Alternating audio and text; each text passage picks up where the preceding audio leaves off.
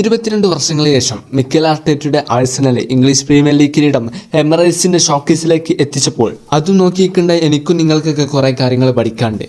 ഞാൻ പറഞ്ഞു വരുന്നത്, നമ്മൾ പുറത്ത് എന്ത് റിസൾട്ട് കാണുകയാണെങ്കിലും അതിന്റെ അണിയറ പ്രവർത്തകർ അതിനൊത്ത പ്രവർത്തനം ചെയ്യുന്നുണ്ട്. നിങ്ങൾ നോക്കൂ, ഇംഗ്ലീഷ് പ്രീമിയർ ലീഗിന്റെ ചരിത്രത്തിന്റെ താളുകൾ പിന്നോട്ട് മറിച്ചു നോക്കുമ്പോൾ ഏകദേശം എല്ലാ വർഷങ്ങളിലും ആഴ്സണലിന്റെ ഒരു ലെഗസി നമ്മൾ അതിൽ കാണുന്നുണ്ട്. എന്തിനേറെ പറയണം, മാഞ്ചസ്റ്റർ യുണൈറ്റഡിനും ചെൽസിക്ക് പോലും ഇല്ലാത്ത പല റെക്കോർഡുകളും ഇന്ന് ആഴ്സണലിന്റെ പേരിലുണ്ട്. ഈ കഴിഞ്ഞ ദിവസങ്ങളിൽ മാതൃഭൂമിയിലോ മറ്റേതോ ന്യൂസ് പേപ്പറിലോ അപ്ലോഡ് ചെയ്ത ഒരു കഥയാണിത്. 2019 അവസാന കാലം.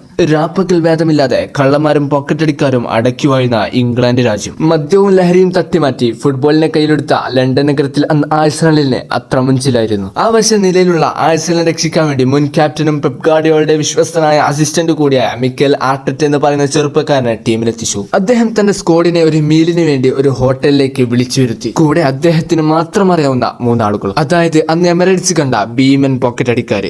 ഭക്ഷണത്തിന് തൊട്ടു മുമ്പായിട്ട് അദ്ദേഹം ആ 3 പേരെയും മറയുടെ പിന്നിലേക്ക് വിളിച്ചു വരുത്തി. എന്നിട്ട് അയാൾ അവരോട് പറഞ്ഞത് ഇതായിരുന്നു: ഭക്ഷണം കഴിക്കുമ്പോൾ നിമിഷ നേരം കൊണ്ട് ഈ പ്ലേയേഴ്സിന്റെ എല്ലാം പോക്കറ്റ് നിങ്ങൾ കാലിയാക്കണം. That's enough. അതും മാത്രമേ അയാൾ പറഞ്ഞിട്ടുള്ളൂ. അങ്ങനെ എക്സൈറ്റ്മെന്റിലായി എല്ലാവരും ഭക്ഷണം കഴിച്ചു കഴിഞ്ഞപ്പോൾ ആർട്ടറ്റ നീച്ചിന്ന് കൈകൊട്ടിട്ട് പറഞ്ഞു, നിങ്ങൾ നിങ്ങളുടെ പോക്കറ്റ് ഒന്ന് തപ്പി നോക്കൂ. പോക്കറ്റിൽ കൈയിട്ടത് ഓർമ്മയുള്ളൂ, പേഴ്സും ഫോണും എവിടെ പോയിന്ന് ആർക്കും അറിയില്ല. പരസ്പരം കണ്ണിൽ നോക്കി അന്താളിച്ചിരിക്കുന്ന സമയത്ത് ആർട്ടറ്റ അവരോട് പറഞ്ഞു, ഇതുപോലെ തന്നെയാണ് മൈതാനത്ത് നിങ്ങൾ അശ്രദ്ധരാക്കുന്നത്. സോ നിങ്ങൾ നിങ്ങളുടെ ഗോളിൽ കോൺസെൻട്രേറ്റ് ചെയ്യുക.